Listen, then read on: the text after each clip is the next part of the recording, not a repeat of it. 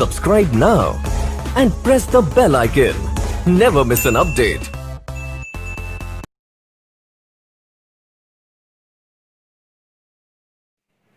नमस्कार दोस्तों, थे लोग जो बड़ो प्यार और सपोर्ट दे रहे हो बेखतर तान बहुत बहुत धन्यवाद। और आप बहुत अच्छे कमेंट करके भी हमें बहुत मोटिवेशनल करते रहते हैं कि हम आगे आपके लिए बेस्ट से बेस्ट क्या कर सकें।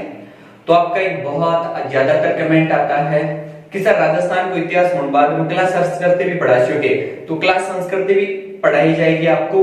लेकिन क्लास संस्कृति और इतिहास में है ना कुछ टॉपिक ऐसे हैं जिनको आप पब्लिक सिटी में नहीं पढ़ा सकते।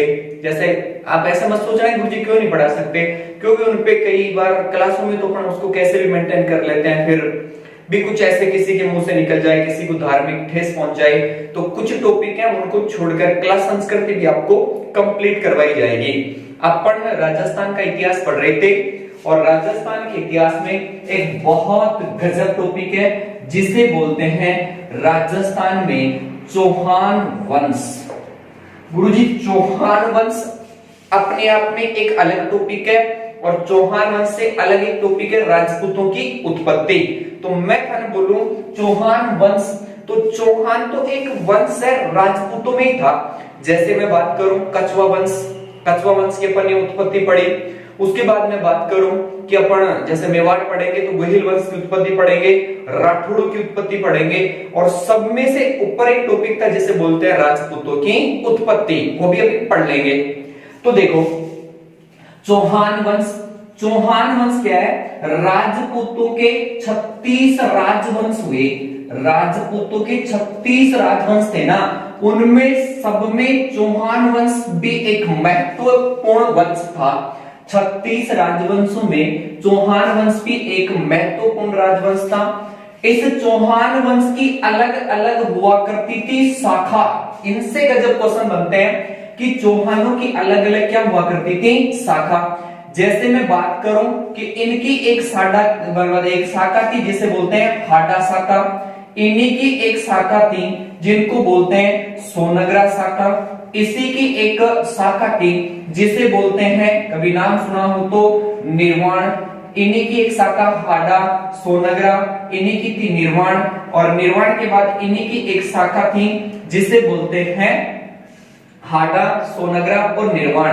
ये राजस्थान में जो हाडा पाए जाते हैं ना, ये हाडा पाए जाते हैं अपने हाड़ौती क्षेत्र में। हाडा पाए जाते हैं कौन से क्षेत्र में, हाड़ौती क्षेत्र में। सोनगरा पाए जाते हैं जालोर में। आपसे पूछे कि सोनगरा चौहान कहां पाए जाते हैं, जालोर में। निर्वाण पाए जाते हैं या निर्वाण पाए जाते हैं जयपुर। जयपुर के बाद पाए जाते हैं सीकर में, और थोड़ा बहुत पाया जाता है नागौर में, मतलब ये नागौर साइड में भी पाए जाते हैं। अपने एक चौथी शाखा है जिसे बोलते हैं देवड़ा शाखा। ये देवड़ा सर्वाधिक पाए जाते हैं उदयपुर में, और उदयपुर के बाद में पाए जाते हैं सिरोही में। सुनो, चौहान वंश 36 राजवंशों में से एक इंपोर्टेंट या महत्वपूर्ण राजवंश हुआ, या तो इसकी अलग अलग शाखाएं थी। एक थी हाडा शाखा। हाडा चौहानों की शाखा थी। जैसे हाड़ौती क्षेत्र में हाडाओं ने राज किया, तो ये हाडा थी ना चौहानों के ही मतलब शाखा थी। तो हाडा पाए जाते हैं अपने हाड़ौती क्षेत्र, कोटा बूंदी बारा। सोनगरा चौहान पाया जाता जालोर में। निर्वाण या निर्वाण चौहान पाए जाते हैं जयपुर, सीकर, थोड़ा बहुत पाया जाता नागौर में। और देवड़ा भी इनकी एक शाखा थी जो पाए जाते हैं उदयपुर व सिरोही में। अब देखो वो टाइम तो गयो जब क्वेश्चन पूछता है कि तराइन को पहलो युद्ध कब हुयो, तराइन को दूसरो युद्ध कब हुयो, तो वो टाइम तो बहुत पाछे गयो। पटवार पुलिस में अच्छे अच्छे क्वेश्चन बन के आएंगे, क्योंकि 5-6 पोस्ट पुलिस की है और इतनी 3-4 हजार पोस्ट मतलब पुलिस की पटवार की है। तो ये तो है नहीं कि आपको छोटे छोटे क्वेश्चन कर लेगा, आपको क्वेश्चन करेगा कि हाडा चौहान कहां पाए जाते हैं, हाड़ौती क्षेत्र में। इन चौहानों में क्या हुआ कि चौहान है ना जो प्रारंभ में गुर्जर प्रतिहारों के सामंत थे। ये तो बहुत बार पूछ लिया, चौहान किनके सामंत थे, तो चौहान थे गुर्जर प्रतिहारों के सामंत। आपसे पूछे कि चौहान प्रारंभ में किनके सामंत थे, तो प्रारंभ में सामंत थे गुर्जर प्रतिहारों के, और बाद में इनका अस्तित्व में आ गया कौन सा वंश, चौहान वंश। तो ये छोटी छोटी बातें थी, ये तो आप याद रख लेना। उसके बाद अपने आप में बहुत गजब टॉपिक बनता है जिसे बोलते हैं चौहान वंश की उत्पत्ति। अब उत्पत्ति को लेकर ही क्वेश्चन करेगा। जैसे आपको पृथ्वीराज पढ़ा है अजमेर का, पृथ्वीराज पढ़ा है, अजयराज पढ़ा है, विग्रहराज पढ़ा है, तो उनसे तो बहुत कम चांसेस होंगे क्वेश्चन करने के, क्योंकि वो तो टाइम ही गया। अब चौहान वंश की उत्पत्ति के बारे में सब इतिहासकारों ने अपने अलग अलग मत दिए हैं। जैसे मैं बात करूं, गोपीनाथ शर्मा क्या बोल के गया है, बिजोलिया शिलालेख में क्या बोला गया है, पृथ्वीराज रासो में क्या बोला गया है, पृथ्वीराज विजय में क्या बोला गया है, हम्मीर रासो में क्या बोला गया है, हम्मीर महाकाव्य में क्या बोला गया है। मतलब इतिहासकारों के अलग अलग आधार पर अलग अलग तथ्य निकल के आए कि चौहान वंश की उत्पत्ति कैसे हुई। तो बहुत गजब टॉपिक है। कुछ इतिहासकार बोलते हैं, पहला सिद्धांत देते हैं जिसे बोलते हैं अग्निवंशीय सिद्धांत। आप पहला सिद्धांत कौन सा है, अग्निवंशीय सिद्धांत।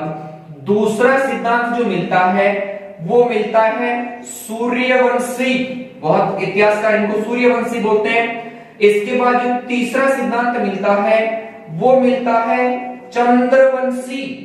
उसके बाद अपन को अगला जो सिद्धांत मिलता है वो मिलता है कि ये तो विदेशी हैं। कुछ इतिहासकार इनको क्या बता के गए हैं, विदेशी। कुछ इतिहासकार बताते हैं नहीं, ये तो ब्राह्मणों से उत्पन्न संतान है। कुछ इतिहासकार बताते हैं कि ये तो खज्जर जाति से, ये तो खज्जर जाति से हुए। कुछ इतिहासकार बताते हैं कि तो इंद्र के वंशज थे। मतलब चौहान वंश की उत्पत्ति के बारे में अपन को एक फैक्ट तथ्य नहीं मिलता। एक सिद्धांत मिलता है अग्निवंशी सिद्धांत। कुछ बताते हैं कि तो सूर्यवंशी थे, कुछ बताते हैं कि तो चंद्रवंशी थे, कुछ बताते हैं कि तो विदेशियों की संतान थी, कुछ बताते हैं कि तो ब्राह्मणों से उत्पन्न हुआ, कुछ बताते हैं कि तो खज्जर जाति से हुआ, और कुछ बताते हैं कि तो इंद्र के वंशज थे। सुनो, अग्निवंशीय सिद्धांत चौहान वंश की उत्पत्ति के बारे में बहुत ही प्रसिद्ध है। एक इतिहासकार हुआ जिसका नाम था, सुना हो तो, चंद्रबरदाई। इतिहासकार हुआ चंद्रबरदाई, और इस चंद्रबरदाई ने एक ग्रंथ लिखा था पृथ्वीराज रासो। पृथ्वीराज रासो ग्रंथ में चंद्रबरदाई क्या बोल के गया है चौहान वंश की उत्पत्ति के बारे में। सुनो, ये बोलता है कि एक पर्वत था जिसका नाम था आबू पर्वत। ये लिखता है कि पर्वत था जिसका नाम था आबू पर्वत। इस आबू पर्वत पर एक ऋषि था जिसका नाम था वशिष्ठ ऋषि, और ये वशिष्ठ ऋषि आबू पर्वत पर किया करता था यज्ञ किया करता था वशिष्ठ ऋषि। एक अभिलेख है जिसका नाम है सुंदा माता अभिलेख।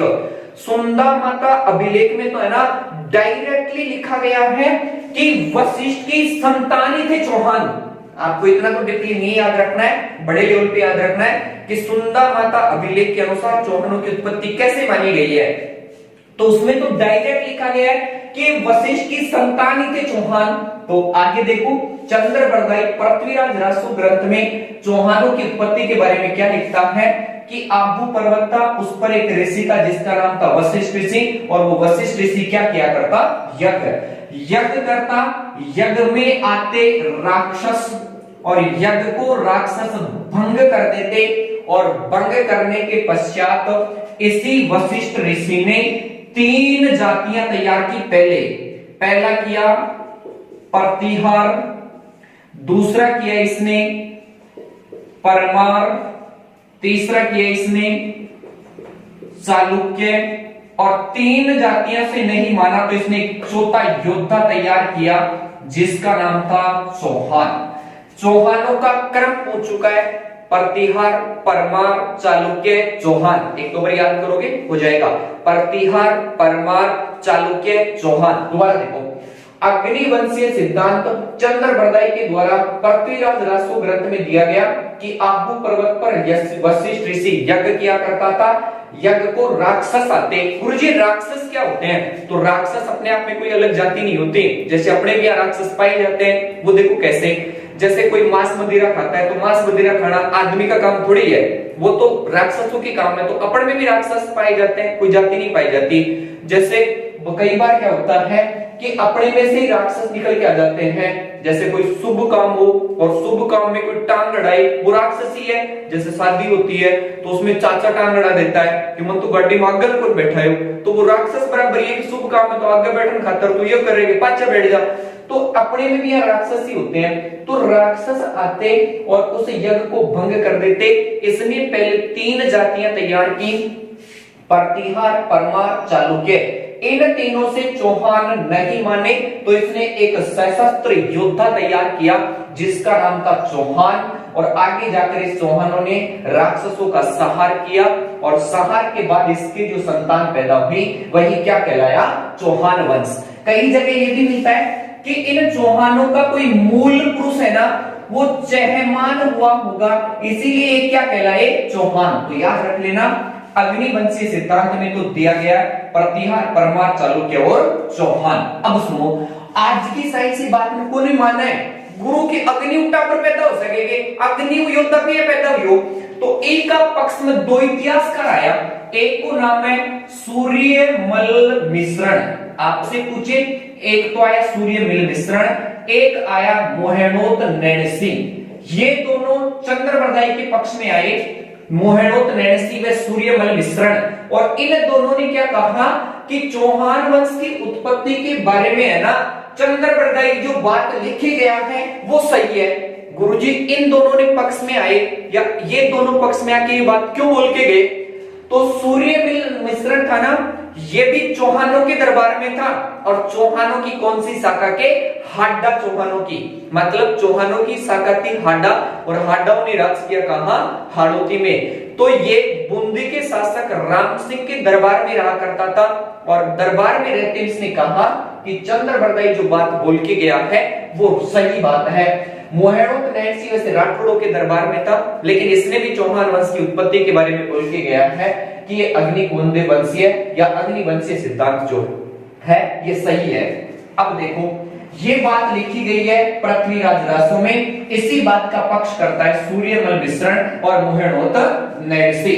थोड़ा याद रख लो, चंद्रवरदाई पहली ग्रंथ लिखियो पृथ्वीराज रासो जी का मायने 4 योद्धा पैदा हुआ, प्रतिहार, परमार, चालुक्य, चौहान, और मोहनोत नैणसी व सूर्यमल मिश्रण इसी बात का क्या करते हैं, पक्ष। चलो दूसरा पक्ष मिलता है कि ये तो है ना सूर्यवंशी थे, वैसे चौहान अपने आप को सूर्यवंशी मानते हैं। तो इसमें पहली बात जो मिलती है वो मिलती है पृथ्वीराज विजय। एक ग्रंथ मिलता है पृथ्वीराज विजय। पृथ्वीराज विजय किसके द्वारा लिखा गया है, जयानक के द्वारा। एक ग्रंथ मिला अपन है हम्मीर रासो, एक मिलता है हम्मीर रासो, एक मिला है हम्मीर महाकाव्य, हम्मीर महाकाव्य, एक मिला है सुरजन चरित्र। ये पृथ्वीराज विजय चौहान वंश की उत्पत्ति के बारे में लिखा गया था। हम्मीर रासो भी चौहानों से संबंधित था, हम्मीर महाकाव्य भी चौहानों से संबंधित था, और सुरजन चरित्र भी किनसे था, चौहानों से। पृथ्वीराज विजय लिखा गया था जैनक के द्वारा, हम्मीर रासो लिखा गया था जोधराज के द्वारा, हम्मीर महाकाव्य लिखा गया था नयन चंद्र सूरी के द्वारा, और सुरजन चरित्र लिखा गया था चंद्रशेखर के द्वारा। अब सुनो, हम्मीर महाकाव्य, पृथ्वीराज विजय, हम्मीर रासो, सुरजन चरित्र में बताया गया है कि चौहान क्या मानते थे अपने आप को, सूर्यवंशी। अब आपसे क्वेश्चन कर ले कि पृथ्वीराज विजय के अनुसार चौहानों की उत्पत्ति कैसे मानी गई है, सूर्यवंशी। हम्मीर रासो के अनुसार कैसे मानी गई है, सूर्यवंशी। हम्मीर महाकाव्य के अनुसार सूर्यवंशी। सुरजन चरित्र के अनुसार कैसे मानी गई है, सूर्यवंशी। चौहान अपने आप को भी खुद को किसके वंशज मानते हैं, चौहानों के। एक बात मिला अपन है चंद्रवंशी, इसी बात का पक्ष एक इतिहासकार वो करता है गौरी शंकर ओझा, आगे काम में आएगा वो देखना। चंद्रवंशी मानते हैं इसको। एक शिलालेख मिला है जिसका नाम था हास्य शिलालेख, और ऐसा हास्य शिलालेख में इनको क्या माना गया है, चंद्रवंशी। पहला अग्निकुंड या अग्निवंशीय सिद्धांत, दूसरा था सूर्यवंशी, और तीसरा था चंद्रवंशी। अब एक नयो मत मिला हमें विदेशी, तो विदेशी की बात विदेशी करेगा तो एक इतिहासकार था जिसका नाम था कर्नल जेम्स टॉड। एक इतिहासकार था कर्नल जेम्स टॉड, एक इतिहासकार था जिसका नाम था स्मिथ, और एक इतिहासकार था जिसका नाम था ब्रुक। ये तीनों इतिहासकार क्या विदेशी थे? तो ये तीनों इतिहासकार क्या बोलते हैं कि चौहान तो विदेशी थे। अब विदेश से आया हुआ बता के गया है कर्नल जेम्स टॉड। आपसे पूछे कि कर्नल जेम्स टॉड के अनुसार चौहानों की उत्पत्ति कैसे मानी गई है, तो ये मानी गई विदेशी से। स्मिथ के अनुसार भी मानी गई है विदेशी से, और विलियम क्रुक के अनुसार भी मानी गई है विदेशी से। अब कोई इतिहासकार है ना, बात बोलता है ना, तो वो ऐसे ही नहीं बोल सकता, उसको फैक्ट तथ्य चाहिए, उसको तथ्य देना पड़ता है कि ये कैसे थे। तो अपना एक इतिहासकार था जिसका नाम था गौरीशंकर ओझा। गौरीशंकर ओझा कर्नल जेम्स टॉड ने पूछो कि दादा ये बता कि विदेशी क्या था, तो कर्नल जेम्स टॉड ने क्या कहा कि ये आए हुए हैं मध्य एशिया से, अपने भारत में कहां से आए हुए हैं? मध्य एशिया से। तो ओझा पूछो कि मध्य एशिया से आया, तो बता कि काई मतलब तू कहीं बोल रही कि मध्य एशिया से आया। तो इस गौरीशंकर ओझा के बोलियो कि इनकी जो कल्चर है, इनकी जो संस्कृति है ना, वो ऐसे लगती है जैसे मध्य एशिया के लोगों की है। तो ओझा बोलियो दादा तो बावड़ी बात है, ऐसा भी हो सके कि आप ना भारत में से, मतलब अपने भारत में से मध्य एशिया में गए हो। तो इस बात का विपक्ष करते हुए गौरीशंकर ओझा भी इनको क्या बोलता है? सूर्यवंशी। एक बार नहीं, दो चार बार देखोगे याद हो जाएगा, बहुत इंपॉर्टेंट टॉपिक है वैसे। तो गौरीशंकर ओझा भी इनको क्या मानता है? Suryavanshi. Colonel James Tod Smith व क्रुक की बात का विपक्ष करते हुए इसने कहा था कि नहीं, ये बात नहीं जची, मध्य एशिया से कल्चर आई हुई है, तो ये भी इनको क्या मानता है? सूर्यवंशी। कुछ इतिहासकार इनको बोलते हैं कि तो ब्राह्मण थे, तो ब्राह्मणों की बात ब्राह्मण करेंगे। एक इतिहासकार था जिसका नाम था गोपीनाथ शर्मा, एक इतिहासकार था गोपीनाथ शर्मा। एक इतिहासकार था जिसका नाम था दशरथ शर्मा। ये दोनों इतिहासकार क्या बोलते हैं कि ये तो ब्राह्मणों की संतान थी। तो फिर इनको पूछा गया कि तुम बताओ भाई ब्राह्मणों की संतान क्यों थी? तो इन्होंने एक शिलालेख उठाया और उस शिलालेख का नाम था बिजोलिया शिलालेख। इन्होंने एक शिलालेख उठाया जिसका नाम था बिजोलिया शिलालेख, बहुत काम का है ये बिजोलिया शिलालेख। इन्होंने अपना पक्ष किसके अनुसार दिया? बिजोलिया शिलालेख के अनुसार। वो देखो कैसे, बिजोलिया शिलालेख में ना वैसे 13 पद है, बिजोलिया शिलालेख में 13 पद है और ये लिखा गया संस्कृत भाषा में। बिजोलिया शिलालेख में 13 पद है, संस्कृत भाषा में लिखा गया है। तो बिजोलिया शिलालेख में एक ऊपर लाइन लिखी गई है जिसका नाम था विप्र श्री वत्स गोत्रे भूत। एक लाइन लिखी गई है विप्र श्री वत्स गोत्रे भूत। विप्र का मतलब होता है ब्राह्मण, विप्र का प्रायवाची होता है ब्राह्मण। तो इन दोनों ने पक्ष देते हुए कहा कि ये चौहान थे, ये तो विप्र जाति के ब्राह्मणों की संतान थे। बोले ये बात कहां लिखी गई है?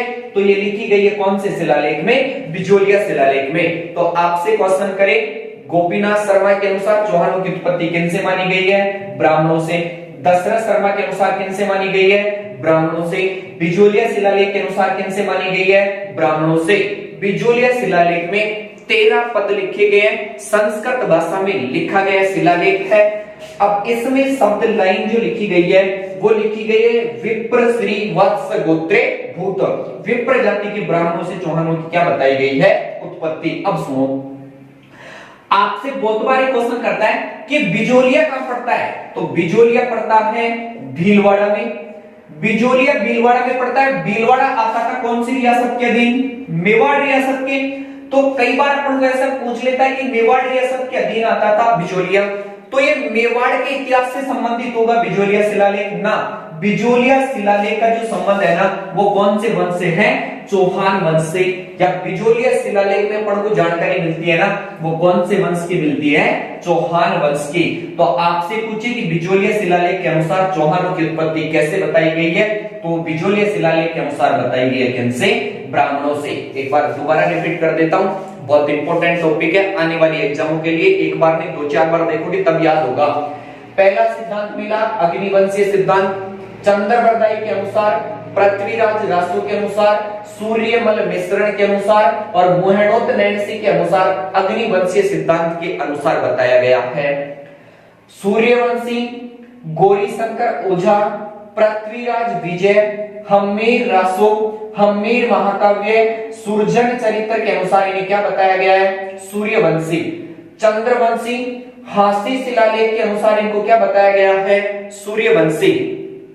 महर्षि वशिष्ठ के अनुसार, डायरेक्टली महर्षि वशिष्ठ इनको बताता है कि ये तो सॉरी एक शिलालेख था, सुंदा शिलालेख या सुंदा माता शिलालेख, उसके अनुसार महर्षि की डायरेक्ट इनको क्या बताया गया है? संतान।